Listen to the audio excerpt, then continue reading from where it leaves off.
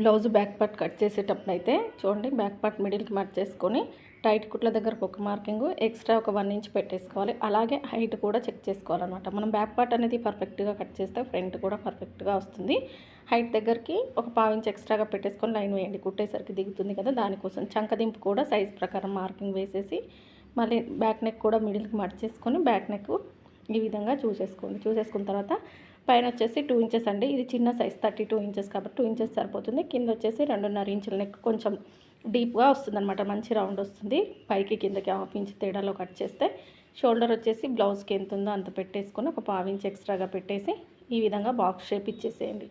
ఇక్కడ చంక దగ్గర 1.5 ఇంచులు పెట్టేసుకొని నెక్ రౌండ్ తిప్పేసేయండి. ఎందుకంటే ఇక్కడ నెక్ పైకుంటా 1.5 పెట్టేసుకోవాలి, నెక్ కిందకంటే 1.5 పెట్టుకోవాలి. కంపల్సరీగా మనం చెక్ చేసుకోవాల్సింది చెస్ట్ లూజ్. ఫస్ట్ హుక్స్ నుంచి చంక కింద కుట్టు వరకు వచ్చింది మనకు చెస్ట్ అనమాట. చెస్ట్ దగ్గరికి ఇలా లైన్ వేయండి. చెస్ట్కి నడుముకి ఈ బ్లౌజ్కి ఎంత తేడా ఉందో చూడండి.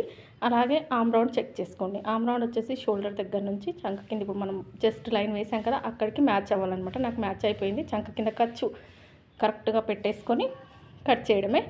ఇక్కడ బ్యాక్ పార్ట్ అనేది కొంతమందికి సైడ్ వైపున ముడతలుగా వస్తుంది, కిందికి దిగిపోయినట్టుగా వస్తుంది కదా.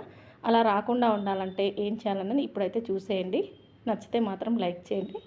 చూడండి, ఇప్పుడు ఈ బ్యాక్ పార్ట్ మనం బ్యాక్ డాట్ వేస్తాం కదా, ఇలా షోల్డర్కి ఎదురుగా ఆ డాట్ దగ్గర నుంచి సైడ్ వైపున డాట్ దగ్గర సన్నగా స్టార్ట్ చేసి సైడ్కి వచ్చేసరికి ఒక 1/2 ఇంచ్ వచ్చేటట్టు కట్ చేయండి. అంతే. ఫిట్టింగ్ అనేది బాగా కుదురుతుంది. ట్రై చేయండి. కొత్తగా నేర్చుకునే వారి కోసం మాత్రమే. నచ్చితే లైక్ చేయండి.